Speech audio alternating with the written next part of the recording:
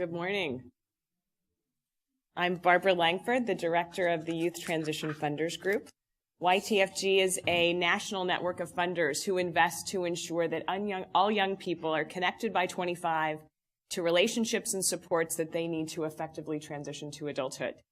Today, I'd like to share YTFG's foster care work group's efforts to create an investment agenda focused on social, emotional, and physical well-being for young people who have experienced foster care, age 14 to 25. This includes our definition of what well-being looks like, a framework describing what well-being is and how you might measure it, and a series of recommended investment strategies for both public and private investors to improve outcomes related to social, emotional, and physical well-being for young people transitioning from foster care. I'd like to thank Brian and Claire and the team at Chapin Hall for inviting me to participate on the panel today and for your continued leadership in furthering conversations around this important topic. So why a focus on well-being for the foster care work group? This is a group of funders specifically working on supporting the transition to adulthood of young people who have experienced foster care. Well, we were initially inspired by Brian and Claire, then Commissioner Samuels, who graciously joined us for a meeting in the fall of 2011.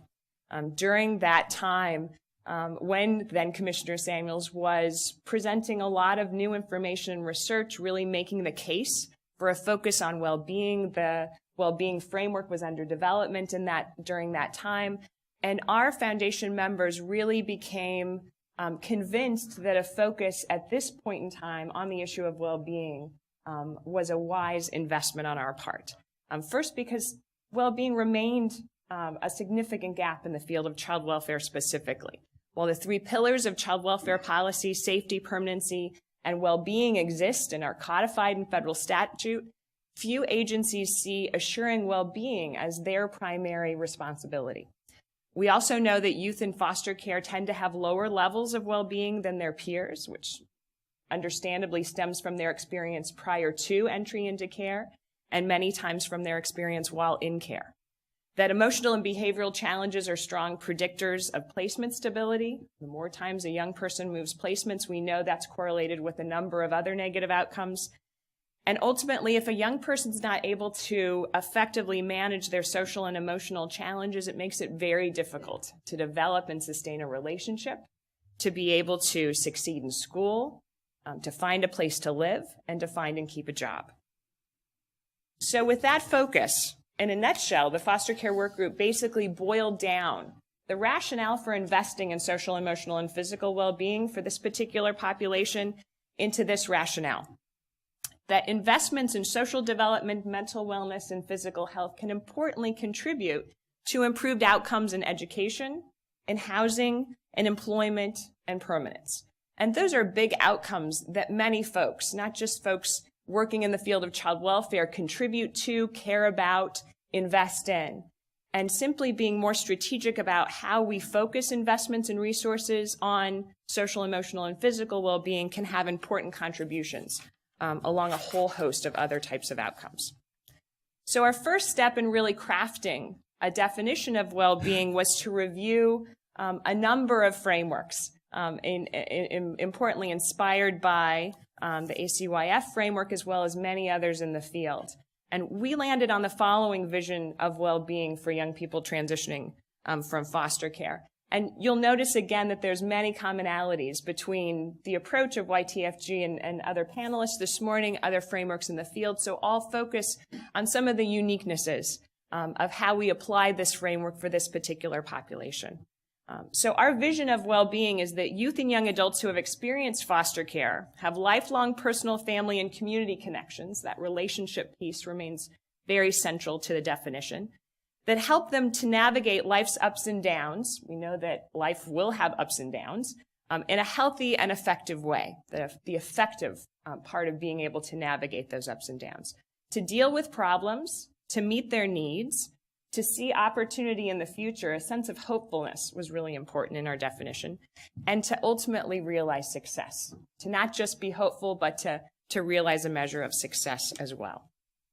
So based on that definition, the foster care work group created a framework of a number of domains that we saw as critical to healthy wellness for young people transitioning from foster care. Importantly, we wanted this framework to be broad. It's a comprehensive definition, inclusive, that it recognizes the diversity of young people in care and how it provides space for how cultural differences in the achievement and expression of healthy adulthood, that those domains are interconnected. There aren't bright lines between any one of those domains. They overlap and are interconnected with each other.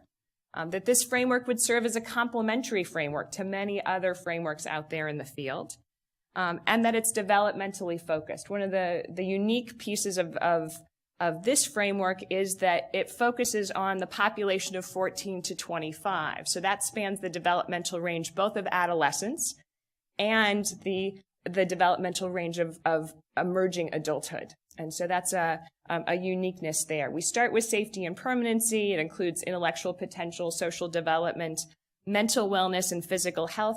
It also includes the domain of economic success, which particularly for those young people who are emerging adults, economic success becomes a critical component of well-being.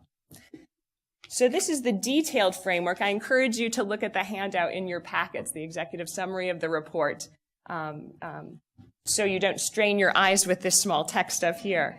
But you'll see that those first 4 domains are what we're defining as social, emotional, and physical well-being: intellectual potential, social development, mental wellness, and physical health. Intellectual development and potential refers to maximizing a young person's intellectual ability and functioning. They're exposed to stimulating learning environments, are able to participate in activities that spark their interests. Social development is cultivating strong and resilient self-identity, and the supportive and nurturing relationships to feel hopeful about the future. That includes a sense of being part of and belonging to a family. We also highlighted support for spirituality, which is often not talked about in the context of well-being. Mental wellness, being able to manage mental health and wellness effectively, being a full participant in treatment decisions, are able to manage mental distresses in a healthy way. Physical health, maximizing physical health, strength, and functioning, having access to a broad range of healthy activities, engaging in healthy behaviors, having good information to make health-related decisions. And so those 4 domains really comprise what we're defining as social, emotional, and physical well-being. Importantly, 2 additional domains, safety and permanence, are also included, being physically and psychologically safe and free from abuse and neglect, and belonging to a family for a lifetime. And the economic success domain, which is, again, critically important, particularly for young people transitioning to adulthood in that emerging adulthood developmental phase, achieving educational success, obtaining and retaining steady employment, and obtaining safe, stable, and affordable housing. That whole well-being framework is supported by a community context that can certainly support and help young people to thrive as on their journey to wellness. So based on that overarching framework, the foster care work group then sought to operationalize that framework into actionable steps that investors, both public and private, so foundations, state and local agencies, could all make to invest to improve outcomes for young people transitioning from foster care.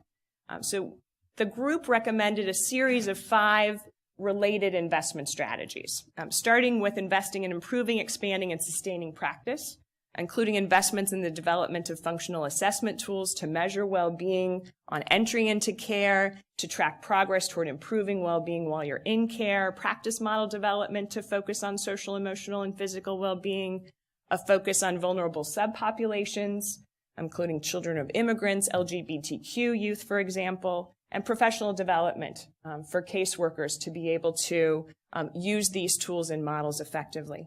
A second series of investment strategies relates to policy and advocacy, including requiring the most family-like placement setting in making placement decisions, extension of 4E eligibility, which allows for additional resources to be able to support a young person's well-being, effectively supporting transition planning with a focus on social, emotional, and physical well-being, and ensuring access to Medicaid to 26 and other mental and physical health supports.